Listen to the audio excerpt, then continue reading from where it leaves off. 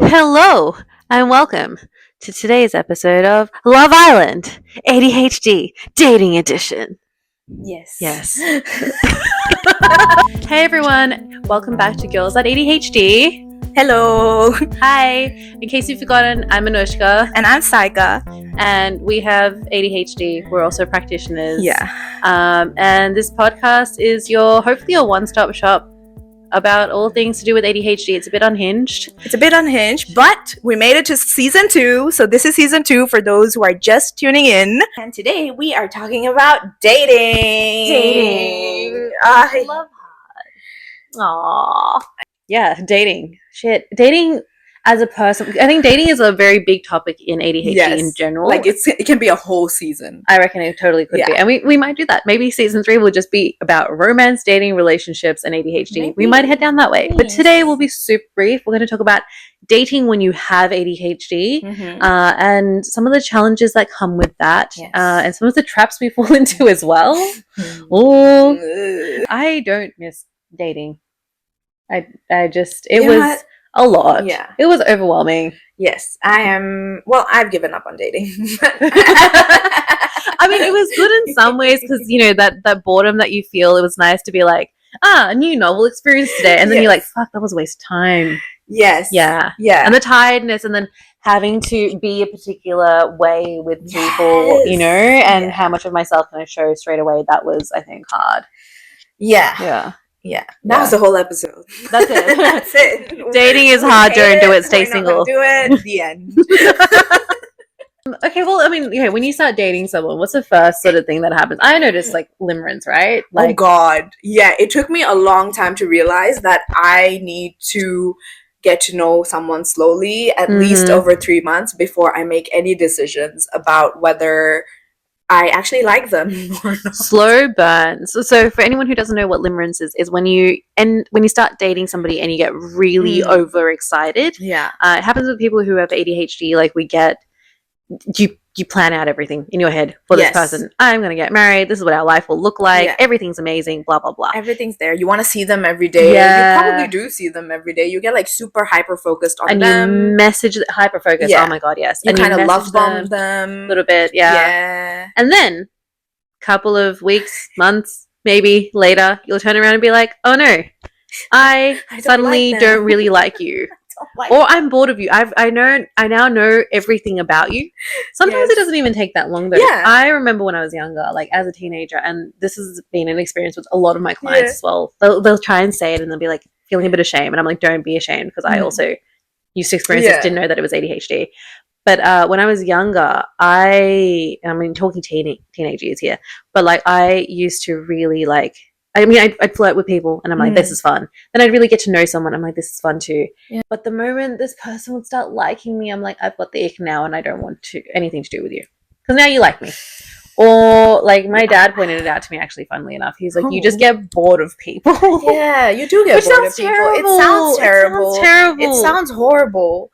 But that's just your hyper-focus and limerence just has gone, I think. Yeah, and I think you were just really genuine. I think we are genuinely interested and excited to meet people and get to know them. Yeah. But there's like, if you're and this is to anybody who is friends with somebody who has ADHD, you're hell lucky to be in that person's life. They must love you, because it is hard. Otherwise, you get bored, and then you have to keep us interested. Yeah, like you're an interesting person. Yes, that's the highest regard. Person. Yeah, you are. To maintain that relationship, because it's just one of those. But then you feel really shit about yourself, and you think, you know, is there something wrong with me that I can't sustain relationships? I can't maintain them, or am I just being too picky with people? Yeah. Like, there's nothing wrong with this person. Yeah.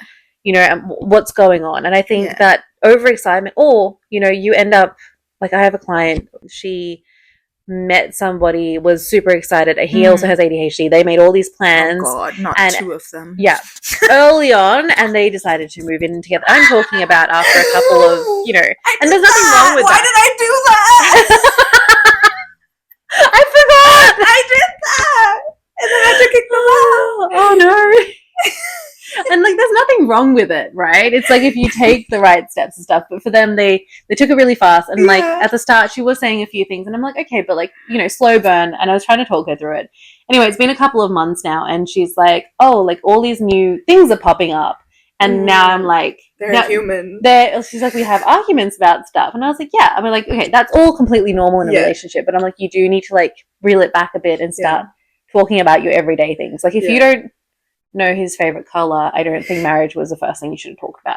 You know, there's like, take it slowly. Yeah. And it's hard. It is a really hard thing to do because look, I understand this completely. Yeah. And I don't know, like my current relationship, we did long distance for the first year. And you know what? As an ADHD, maybe that was the best thing we could have done. I think so. It was a slow burn. Exactly. You know? You couldn't actually rush into things because you had distance. Physically, there was no way of doing it. Physically, we had to really get to know each other. Yes. Physically, like having that distance from each other, actually maybe in the first year was good because like we had there was novelty in the relationship. And now we live together and there is still was finding ways to be novel with each other and being okay with like, you know, the boring parts of things. But yeah, we definitely like this is the slowest I've ever taken a relationship in my life because before that it was always like rush into something. This is a great feeling. Like this person, couple of months in, didn't really think this through, or you know. Yeah, no, like definitely because I'm still yet to find a slow burn. I think I have jumped into a relationship in just a few weeks of getting to know someone, especially with like online dating.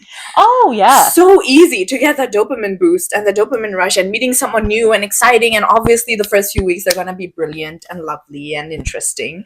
But online dating is just like a dopamine hub, right? It's that concept of like when someone swipes and like, you're like, wow, I got a new match. Yeah. Exciting. And then you just don't care after that. Yeah. And then I've ended up in a relationship with them in like 2 weeks. And then 3 months in, I'm like, oh, I don't really like them, but I'm already in this relationship. And now you're like, I have to be here. Yeah. I guess it's my consequence.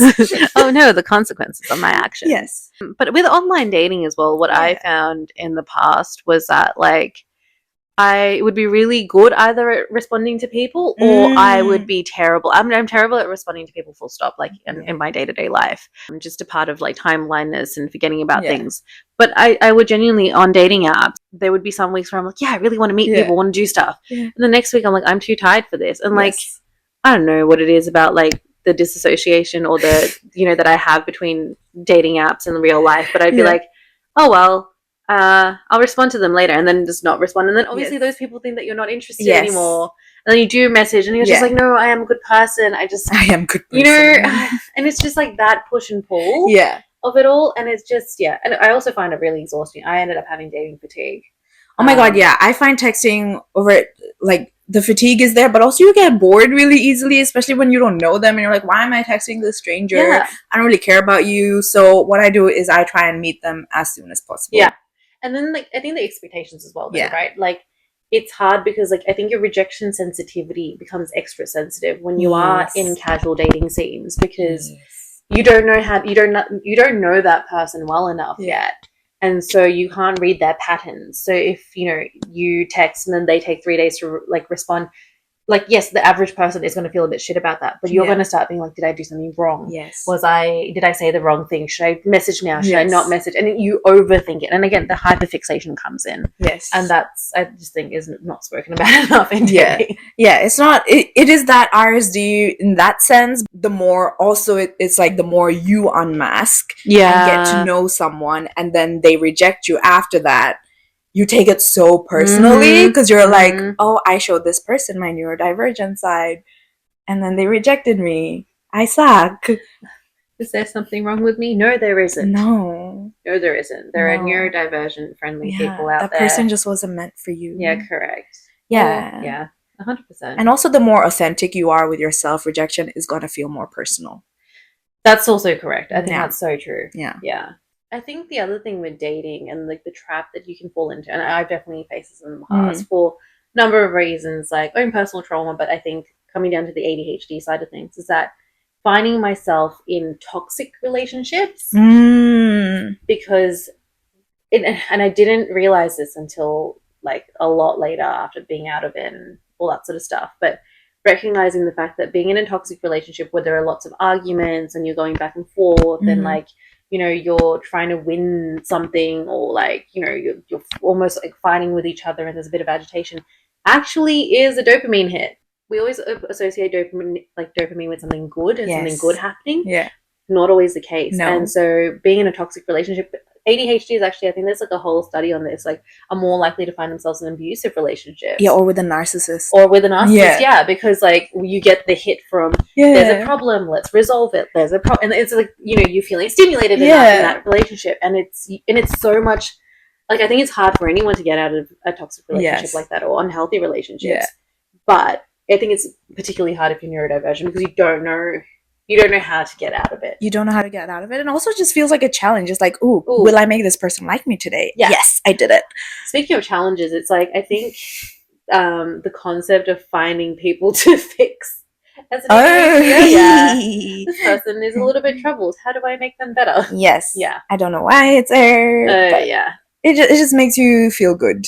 Yeah. When you actually get to do it. But you can't fix people. Yeah. If they don't want to help themselves. Correct. Just it's not your responsibility. It's not your responsibility. Yeah, I think dating can be a really tough thing. I think dating is hard for anybody, but I think when you have ADHD, there's just all these additional things, and things like even emotional regulation, like, like feeling really high highs, feeling low lows, like having someone else understand that and get things like stimulation. Like when I first got in my relationship, one of the things that I'd noticed about myself, because you notice things about yourself a lot more, especially as you actively unmask, was like sometimes when I'm overstimulated, I need to listen to a particular type of music to be stimulated, like the right level of regulated again. And having to explain that to him and be like, this is how I operate. Yeah. Or what are some other things that have been interesting? I actually asked about this the other day. I'll have like urges, my hyperactivity kicks in at like 8 p.m. sometimes, and I'm like, let's do this thing. Right. And the thing is, let's vacuum the whole house and clean everything and dust everything, and it has to be done right now. Wow, that would be a no for me. Yeah, or like last night I was like, let's go to Kmart, and he was like, or not, and I was like, okay. Like okay. It's like, we can go for a walk. Yeah. But it's also like, I think in a relationship, trying to find someone who will be able to offer you alternative to whatever crazy thing you think you should be doing. Because in my head, yesterday we watched TV for like 4 hours. Yeah. And then I was like, I need to do some movement. So if you go to Kmart, that's movement. Yeah. And he was like, we could go for a walk. And I was like, correct. Yes. That is also reasonable to do. But it takes a while to like do the whole unmasking thing, because also the thing with dating, it can feel so exhausting because you go into every date fully masked because you know all the social things that you're supposed to do. Actually, this is something that comes up a lot between some of my clients. So people often come to me and they're like, I don't know if I'm being myself because I don't know if I've just learned to adapt to other people. Yes. So like, do you ever feel like you're a different person with different people? Do you adapt to the person? Oh yeah, that's why. Oh my god, every date I go to, I know the other person is having a great time because I can just mirror their personality and they will like me. But then, do you feel like an imposter? Because then sometimes I feel like okay. I do. I know what you're talking about. I think before I used to do that a lot more. Yeah. And then I would be like, of course this date went well. Like, of course this person likes me. And then I would like keep dating them even though I don't actually like them. And I would like take your needs into consideration. I don't take my own needs into consideration. But now that I'm more aware of it, I know that they will enjoy the first date no matter what. So now I go into every day going like, do I actually like them? Yeah, and that's a really important question to ask yourself because you're probably a really fun person and you probably can adapt. And this is like, we're going to do a whole episode on unmasking, but this is where masking comes in dating, where we're very good at like being almost like, is it a chameleon? Is that how they pronounce it? I don't know. We just have great personalities. Chameleon. Chameleon. Yeah. Yeah. I've said it too many times. Well, we adapt to people really well. But, as a result of that as well, I've had a lot of people come in and be like, oh, am I being manipulative? And I'm like, well, I know why it would seem like that on the surface because you're saying the right things, you're doing the right things, you're doing things in a particular way because you notice patterns. Yeah. You're very good at pattern recognition, so you know what the right things to do in front of somebody are. Yes. But I'm like, you're not manipulating someone. Like, that's not the intention. Yeah. The intention is I need this person to like me or I want them to have a good time. Yeah. So therefore I'm going to do X, Y, and Z and that's what's going to lead to this outcome. And I said this in a previous episode, but I've recently realized that as an ADHD, I think in consequences. Everything is like, if I do this, then this will happen. Yeah. If we do this, then this will happen. And that just also means sometimes you overthink. But like in relationships or in dating, it's like, if I do this, this, and this, this will equal this thing, and this will be the outcome. Yes. And it's like sometimes you don't even realize that you're masking in those situations. You're just heading into it like it's another thing to do. You can do that, or you can go the opposite way and just fully overshare your whole life. Oh yeah, that's always fun. And here is all of my trauma. Here is all my trauma. There you go. When I was 9, I was abducted. Yeah, I think at the end of the day, you just have to realize this is a stranger that you're meeting. So get to know them slowly. Make sure they're safe enough to unmask around. And if you unmask and they freak can't handle out, it, they think it's weird or whatever, let it go. Leave. Find something, because I think, you know what, at the end of the day, you deserve good things too. And like it's important that you give yourself that leeway. Yeah, and I think one of the greatest thing you've told me while I was dating and you're in a healthy relationship.